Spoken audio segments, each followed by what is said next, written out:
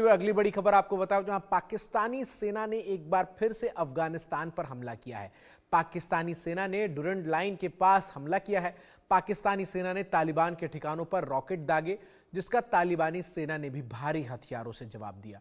दोनों सेनाओं के बीच जमकर गोलीबारी हुई। इस गोलीबारी की वजह से स्थानीय लोग दहशत के माहौल में हैं। इससे पहले पाकिस्तानी सेना ने अफगानिस्तान के 4 इलाकों में हवाई हमला किया था, जिसमें करीब 50 लोगों की मौत हुई थी। पाकिस्तान का दावा था कि मारे गए लोग टीटीपी यानी कि तहरीके तालिबान पाकिस्तान के आतंकवादी थे, जो पाकिस्तान पर बड़ा हमला करने की तैयारी कर रहे थे। इसके जवाब में तालिबानी सेना ने भी पाकिस्तानी चौकियों पर हमला कर दिया था, जिसमें तालिबान का दावा है कि उन्होंने 18 पाकिस्तानी सैनिकों को मार गिराया था।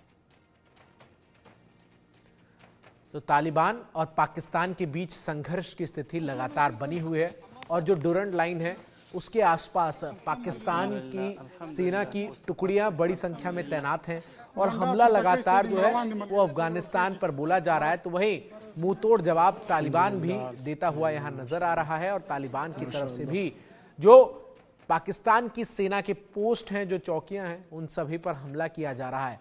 तो डुरंड लाइन पर तालिबान और पाकिस्तान के बीच आर पार का संघर्ष नजर आ रहा है, आर पार की लड़ाई नजर आ रही है और ऐसे में अफगान इलाके में पाकिस्तान जिस तरीके से एक्टिव हुआ है ये अहम है।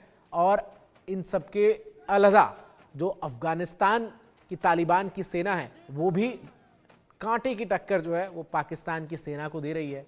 पाकिस्तान के कई चौकियों को जो है वो निशाना बनाया जा रहा है और लगातार अटैक जो है वो जारी है, लगातार हमले जारी हैं और इन हमलों के बीच जो परिस्थितियां हैं वो लगातार चिंताजनक बनी हुई हैं। Group captain retired UK Devnath sir, जाने माने डिफेंस एक्सपर्ट, हमारे साथ इस वक्त जुड़ गए। देवनाथ सर, स्वागत है आपका। अब तक बीते 2024 में तो ट्रेलर नजर आ रहा था, लेकिन 2025 के स्टार्टिंग में ही जिस तरीके से डुरंड लाइन के आर पार दोनों सेनाएं मौजूद हैं, क्या ये फेस टू फेस वॉर की तरफ सिचुएशन जाती हुई आपको नजर आ रही है? जी हाँ, डुरेंट लाइन के आसपास इतना भारी जमावड़ा हो गया है टीटीपी के लड़ाकों का कि नए साल में लगता है कि पाकिस्तान को ऑलरेडी ट्रेलर दिख गया कि इस साल क्या होने वाला है। पाकिस्तान ने अपनी एयरफोर्स का इस्तेमाल किया, पाकिस्तान ने अपनी लॉन्ग रेंज आर्टिलरी का इस्तेमाल किया, पाकिस्तान ने अपनी फौज को आगे भेजा। कल रात को 1:30 से लेकर सुबह 5 बजे तक पाकिस्तान ने अपनी रॉकेट फोर्स का इस्तेमाल करते हुए तालिबान के खोस्त वाले एरिया में हमला किया।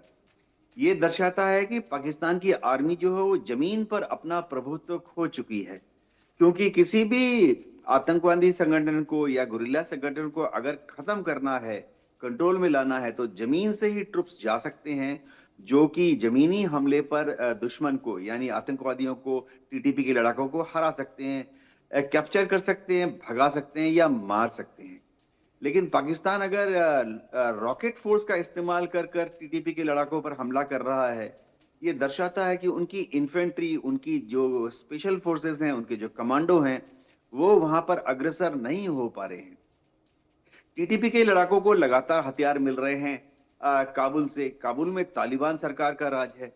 तालिबान सरकार के पास हथियारों की बहुत बड़ी तादाद में मात्रा उपलब्ध है, क्योंकि जब अमेरिकन अफगानिस्तान को छोड़कर भागे 15 अगस्त 2021 को, तो पीछे टैंक, तोप, बख्तरबंद गाड़ियां और तो और बड़ी तादाद में तोपों के गोले, टैंकों के गोले और शोल्डर लॉन्च्ड रॉकेट्स छोड़ के भागे अमेरिकन ट्रुप्स। ये सब तालिबान को मिल गए हैं। तालिबान जो है इनको जरूरत के मुताबिक थोड़ा थोड़ा टीटीपी को देता रहता है, ताकि वो जाकर पाकिस्तान के खैबर पख्तूनख्वा क्षेत्र पर हमला करें। ये जो हमला खोस्त में हुआ है, इसमें तालिबान के प्रवक्ता ने बयान दिया है कि उनकी तरफ कोई भी नुकसान नहीं हुआ और रात को जो ये रॉकेट्स गिरे, ये सब खाली मैदानों में गिरे या आसपास के पहाड़ियों पर गिरे। वरन तालिबान के प्रवक्ता ने यह कहा कि जवाबी कार्रवाई में तालिबान ने भी एक भयंकर हमला किया पाकिस्तान फोर्सेस के ऊपर, जिसमें पाकिस्तान की फौज को भारी नुकसान हुआ। तो अब पाकिस्तान जो है ये एक अंग्रेजी में कहा होता है लूज लूज सिचुएशन में है। पाकिस्तान की जो आर्मी है, आसिफ मुनीर की जो फौज है, वो हमला करे तो भी हार रही है और टीडीपी पर हमला ना करे, फिर भी हार रही है। जी। और जो चुनौती है वो पाकिस्तान के लिए इस लिहाज से भी काफी अहम हो जा रही है दीनाथ सर, क्योंकि तालिबान के जो लड़ाके हैं ये तो मैन ऑन मिशन रहते हैं। इनको एक अगर कोई जिम्मेदारी दे दी गई तो उसको ये पूरा करते हैं, और क्योंकि एक्सपीरियंस है आतंकी हमलों करने का, इसमें से बहुत सारे सुसाइड बॉम्बर्स भी हैं, और इनके निशाने पर जो पाकिस्तान के आम लोग हैं वो नहीं है, पाकिस्तान की सेना है, पाकिस्तान के पुलिसकर्मी हैं। जी हाँ, टीडीपी के जो लड़ाके हैं वो बहुत ही हाईली ट्रेंड हैं, मोटिवेटेड भी हैं। ये याद रखना पड़ेगा कि तालिबान के जो लड़ाके हैं, टीटीपी उसी का एक्सटेंशन है। इन्होंने रूस से लड़ाई की थी। तो जब 80 के दशक में, 90 के दशक में उन्होंने अफगानिस्तान में रूस के साथ लड़ाई की थी, उस वक्त जो लड़ाके 20 साल के थे उम्र के, अब उनकी उम्र हो गई है 50-60, तो वो बहुत अच्छा सीनियर कमांडर बन के दिखा रहे हैं। इसी तरह से तालिबान और टीटीपी के लड़ाकों ने अमेरिका के फौज के साथ 2021 तक लड़ाई की थी। तो 2021 में जो उनके लड़ाके थे, जो कि 20 साल 25 साल के थे, अब 5 साल के बाद वो और ज्यादा मैच्योर हो गए हैं और ज्यादा बैटल हार्डन्ड हो गए हैं। एक चीज जो है कि टीटीपी के जो लड़ाके हैं वो लिव ऑफ द लैंड है, यानी उनको अपने साथ कोई ज्यादा चीजों की जरूरत नहीं पड़ती है। वो अपने साथ कुछ रोटियां बांध लेते हैं, गुड़ शक्करपारे बांध लेते हैं एक छोटे से बैग में, और कूच कर देते हैं पाकिस्तान पर हमला करने के लिए। पानी भी पीना होता है तो जो लोकल वहां पे फुवारे हैं, नेचुरल स्प्रिंग्स हैं, नाले हैं, नदियां हैं, झरने हैं, वहां से पानी पी लेते हैं। रात को सोने के लिए भी उनको कुछ दरकार नहीं होती है। वो आसपास के पहाड़ों में जो गुफा हैं, पहाड़ों में जो छेद हैं, दर्रे हैं, उसके अंदर सो जाते हैं। जबकि पाकिस्तान की जो आर्मी है पूरा लाव लश्कर लेके आगे जाती है। अगर पाकिस्तान की आर्मी की एक कंपनी, समझिए 100 लोग अगर आगे बढ़ रहे हैं, तो उनको ट्रकों में भर भर के राशन, पानी, दवाइयां, तंबू, लॉजिस्टिक सपोर्ट भेजा जाता है। तो टीटीपी के लड़ाके पाकिस्तान आर्मी की इस कमजोरी का फायदा उठा रहे हैं। हो ये रहा है कि टीटीपी के जो लड़ाके हैं वो हमेशा अपने को ऊंची ऊंची पहाड़ियों के ऊपर स्थापित कर लेते हैं, क्योंकि उन्हें मालूम है कि पाकिस्तान की फौज जब उनकी तरफ बढ़ेगी तो नीचे घाटियों में जो सड़कें बनी हैं उससे आगे बढ़ेगी। तो टीटीपी के लड़ाके दूर से ही बाइनाकुलर्स का इस्तेमाल करते हुए 10 किलोमीटर दूर से, 5 किलोमीटर दूर से नीचे घाटियों में पाकिस्तानी फौज की जो कानवाई आगे बढ़ रही है उसको देख लेते हैं। और जब पाकिस्तान की फौज ठीक उस पहाड़ी के नीचे आती है, तो टीटीपी के लड़ाके ऊपर, पहाड़ी के ऊपर से मशीन गन और रॉकेट और हथगोले फेंक कर हमला करते हैं। और उनकी पॉलिसी है शूट एंड स्कूट, यानी हमला करो और गायब हो जाओ। तो वो पाकिस्तान की फौज के ऊपर, पहाड़ी के ऊपर से फायर करते हैं ताबड़तोड़, 1 मिनट, 2 मिनट, 3 मिनट, और तुरंत आसपास की पहाड़ियों में, आसपास के जो सुरंगे हैं, दर्रे हैं या गुफाएं हैं, उसमें गायब हो जाते हैं। तो पाकिस्तान की फौजियों को, उनके जो कमांडर्स हैं पाकिस्तान के, उनको काउंटर फायर करने के लिए कोई टारगेट ही नहीं दिखता। जी। क्या सर ये जो पाकिस्तान और अफगानिस्तान के बीच संघर्ष बढ़ रहा है, ये सेंट्रल एशिया में भी मिडिल ईस्ट जैसी स्थिति आने वाले इस साल में बनाता हुआ नजर आ सकता है, या फिर जो और नेबरिंग कंट्रीज है, क्योंकि कल खबर आई कि तजाकिस्तान से पाकिस्तान ने मदद मांगी है अफगानिस्तान को हैंडल करने के लिए, क्या आपको लग रहा है और भी देश इसमें इंटरफेयर करेंगे, या फिर ये इन दोनों देशों के बीच की एक गुरिल्ला वॉरफेयर के तौर पर लड़ाई चलती रहेगी? जी हाँ, पाकिस्तान के मीडिया में बीच में बड़ी खबर आई कि पाकिस्तान की जो फौज है वो प्लान कर रही है कि अफगानिस्तान का जो वाखान कॉरिडोर है, जो कि अफगानिस्तान को चीन के शिंजियान प्रोविंस से ज्वाइन करता है, उस पर कब्जा करने वाला है। उसको पाकिस्तानियों ने नाम दिया कि अफगानिस्तान का चिकन नेक। अब उस वाखान कॉरिडोर के दूसरे तरफ ताजिकिस्तान पड़ जाते हैं, दूसरे सेंट्रल एशियन रिपब्लिक पड़ जाते हैं, किर्गिस्तान, कजाकिस्तान, उज्बेकिस्तान। लेकिन हिस्टोरिकली देखा गया है कि सेंट्रल एशियन रिपब्लिक्स जो हैं, रूस के समय से ही, जार के समय से ही उन्होंने कभी भी वाखान कॉरिडोर को ऑक्युपाई करना राजनीतिक कारणों से उचित नहीं समझा। वाखान कॉरिडोर तो बना दिया था अंग्रेजों ने, वो इसको एज ए बफर रखना चाहते थे जार का जो साम्राज्य था रूस का, उसके बीच में, और अंग्रेजों का साम्राज्य जो था, जो कि भारत से, पाकिस्तान से अफगानिस्तान की तरफ अग्रसर हो रहा था, अंग्रेजों का साम्राज्य। तो आजादी के बाद से ही भी ताजिकिस्तान, उज्बेकिस्तान, किर्गिस्तान, इन लोगों ने कभी भी पाकिस्तान या अफगानिस्तान की तरफ फौजी कंट्रोल करने की कोशिश नहीं की। अभी भी इन सब देशों के जो रिश्ते हैं वो चीन के साथ अच्छे हैं।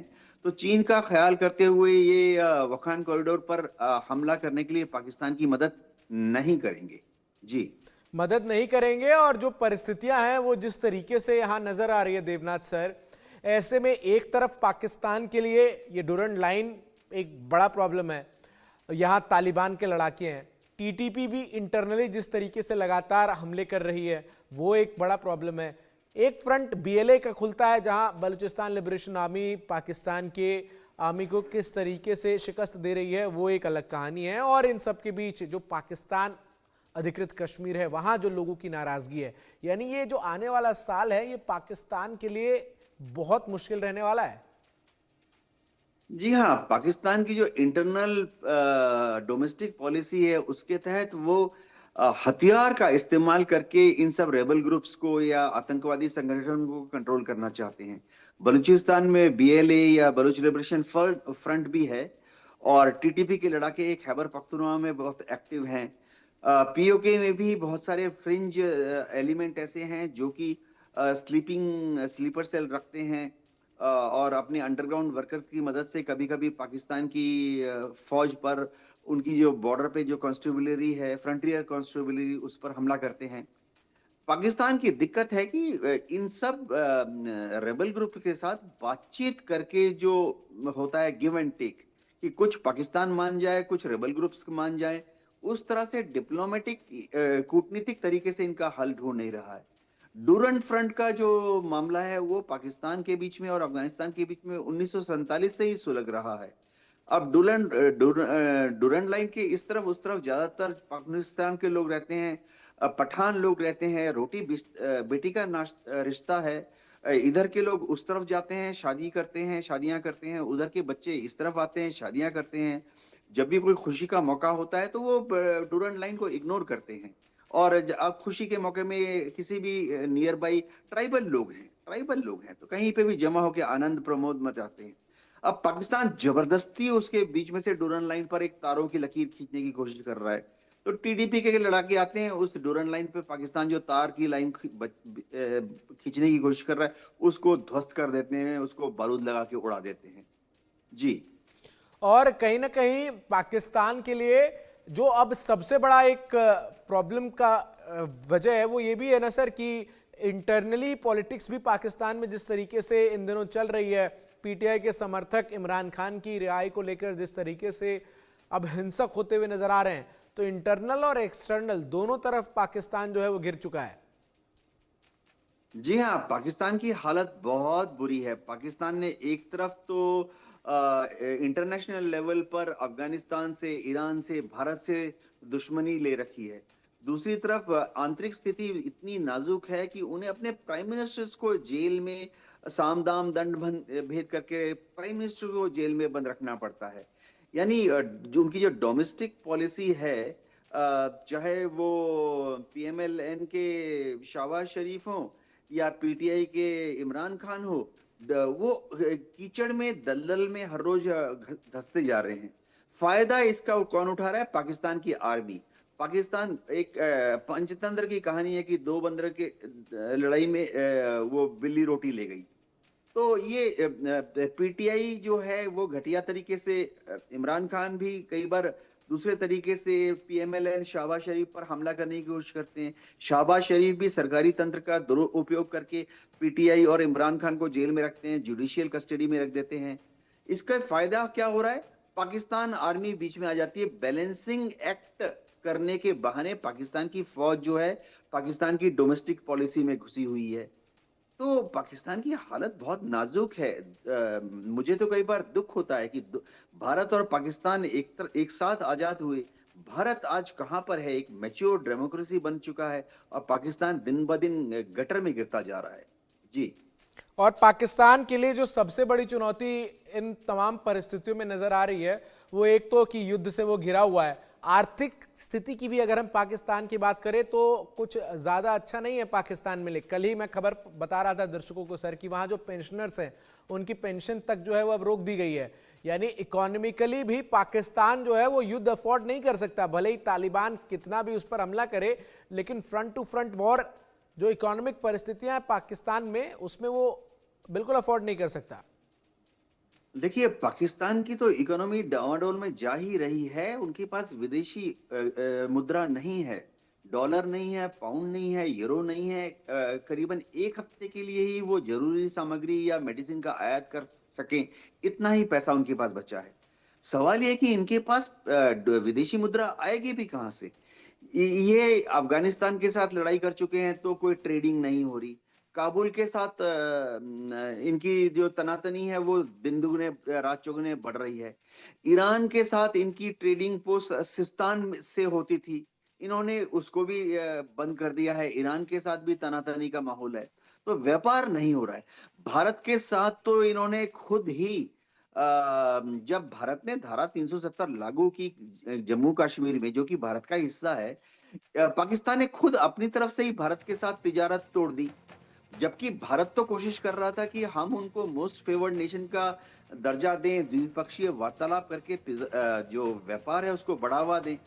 आज भी भारत सरकार बिहाइंड द पर्दे के पीछे से आज भी भारत सरकार उनको कह रही है कि बॉर्डर खोल दो, तिजारत करो।